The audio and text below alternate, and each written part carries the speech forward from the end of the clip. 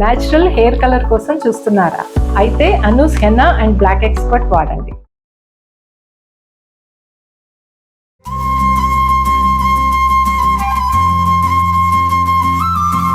నమస్తే. రకరకాల కూరగాయలతోటి రోటి పచ్చళ్ళు చేసుకునే సిరీస్లో ఉన్నాం. బీరకాయ టమాటా పచ్చడి. ఈ బీరకాయ టమాటా అనేది ఒక్కొక్కళ్ళు ఒక్కొక్క రకంగా చేస్తారు. మొత్తం అంతా తాలింపులో పడేసి అంతా కలిపి ఒకేసారి రుబ్బేయటం ఒక పద్ధతి. మొత్తం అంటే టమాటాలు, బీరకాయ ముక్కలు, తాలింపు ఒకేసారి మగ్గబెడితే పని తొందరగా అయిపోతుందండి. తాలింపు విడిగా వేయించి దాన్ని విడిగా రుబ్బితే ఉండే రుచి పూర్తిగా డిఫరెంట్గా ఉంటుంది. లేకపోతే ఏమవుతుంది, పప్పులన్నీ ఇందులో నానిపోతాయి కదా, నానిన రుచి వేరు, నానని రుచి వేరు. మనం నానబెట్టకుండా చేద్దాము. కొంచెం ఇందులో వెల్లుల్లిపాయలు వాడుకుందాము. దీంతో ఏంటంటే మనం ఈ సాయంకాలం పూట అన్నంలోకి బాగుంటుంది, ఆ దోశల్లోకి చాలా బాగుంటుంది, దిబ్బ రొట్టెలు లాంటి వాటిలోకి బాగుంటుంది. మనం రకరకాల అట్లు పోసుకుంటాం, వాటన్నిటిలోకి బాగుంటుంది. ఉప్మాలోకి, తర్వాత కిచిడి, పొంగల్లో నలుచుకోవడానికి కూడా ఎక్సలెంట్గా ఉంటుంది. బీరకాయ కొంచెం బరకగా చెక్కు తీసి మొత్తం తీసేయద్దు, ఒక మాదిరిగా చెక్కు తీసి చిన్న ముక్కలు చేసి పెట్టుకోండి. ఒక బీరకాయ, 2 టమాటాలు వేస్తే చాలు. ఇంతే చింతపండు పెడదాం. చింతపండుని మొదట కడిగి పక్కన పెట్టుకోండి, నానబెట్టక్కర్లా, కడిగితే సరిపోతుంది. దాన్ని పక్కన పెట్టి తర్వాత బీరకాయ చెక్కు తీయండి. 10 నిమిషాల్లో అయిపోతుంది పచ్చడి. స్టవ్ ఆన్ చేసుకుని ముందు ఒకసారి చిన్న తాలింపు వేసి తీసుకుందాము. ఈ పచ్చళ్ళల్లోకి అంటే మనం వెల్లుల్లిపాయలు వేస్తాము లూజ్గా ఉండే పచ్చళ్ళల్లోకి. అన్నంలోకి కాదు అంటే మనకి మెంతులు అక్కర్లేదు.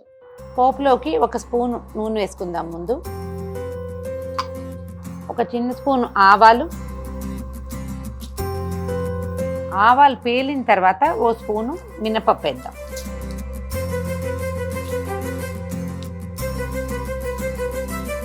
మినపప్పు, ఆవాలు 2 వేగాక ఒక 10-12 పచ్చిమిర్చి వేసుకుందాము. మిర్చి కొంచెం చీరి వేస్తే పేలకుండా ఉంటాయి. చిన్నకాయ అయితే కొద్దిగా విరిచి వేసేయచ్చు.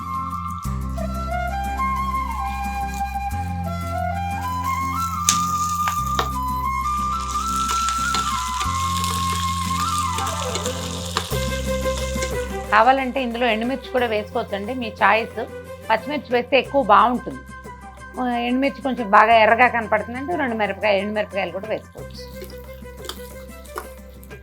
పచ్చిమిర్చి మగ్గాలి కొంచెము, ఈ తెల్ల మచ్చలు వస్తాయి కదా, అట్లా మచ్చలు రానివ్వాలన్నమాట. ఈ వేగిన పోపుని విడిగా పక్కకు తీసి పెట్టుకుందాము. ప్యాన్లో ఇంకో చెంచాడు నూనె వేసుకుని తరిగి పెట్టుకున్న బీరకాయ ముక్కలు, టమాటా ముక్కలు 2 వేసేద్దాము. ఒకవేళ మిరపకాయలు కారం చాలదు అలా అనిపిస్తే కనుక 2 మిర్చి ఇందులో కూడా పడేయచ్చండి, బాగుంటుంది రుచిగా. దీంట్లో ఏంటంటే ఒక చిటికెడు పసుపు వేసి ముక్కలు మగ్గనిస్తే సరిపోతుంది. ఉప్పు వేస్తే కనుక మనకి ముక్క సులువుగా మగ్గిపోతాయి.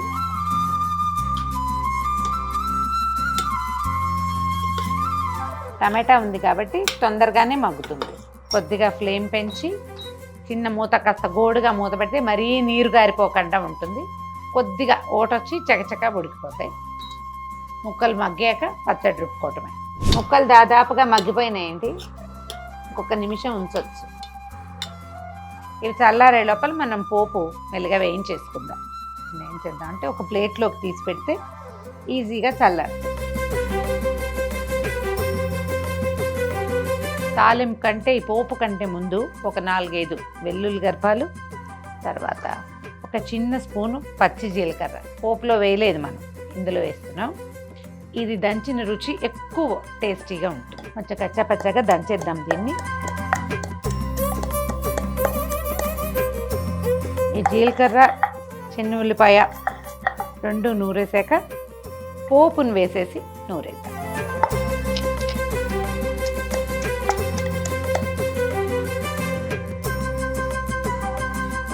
కొద్దిగా కొంచెమే చింతపండుని మనం తడిపి పక్కన పెట్టుకున్నాము, కొంచెం వేస్తాను. ఈ కొద్ది చింతపండుని వేసి నూరేసుకుందాం.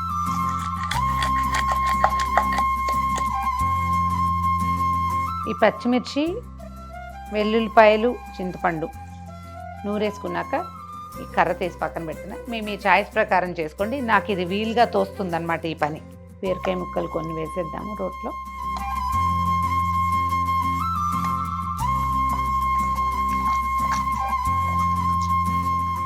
కింద నుంచి ఆటోమేటిక్గా పైకి వచ్చేస్తుంది, ముక్కలు నలిగిపోతాయి. ఒకటో అరో ఉంటే వాటిని దంచేసేయచ్చు. మిగిలిన ముక్కలు కూడా రోట్లో వేసేద్దాం.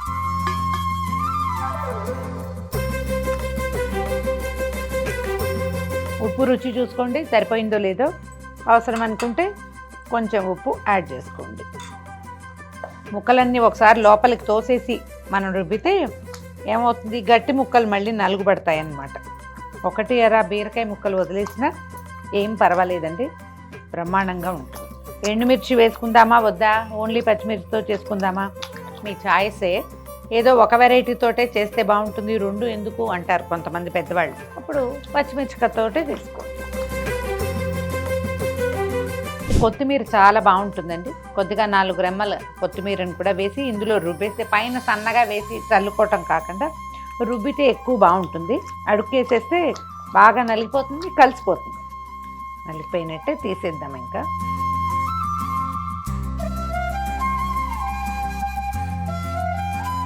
ఎక్కువగా నలిగిపోని పచ్చడి రుచి ఏమిటో చేసి చూస్తే కానీ తెలియదండి.